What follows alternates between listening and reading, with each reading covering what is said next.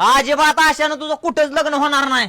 अरे एवढं कुठं आती असतं वयला का कांठात खाल्ली कांठात ह्या पठ्यानं कुठनं लाका म्हणलं हाय गावातला कार्यकर्ता म्हणलं जावं लग्न जमाव तुझं तिथं नेऊन मार खायला आला मला नालाय का. अरे पण झालं काय?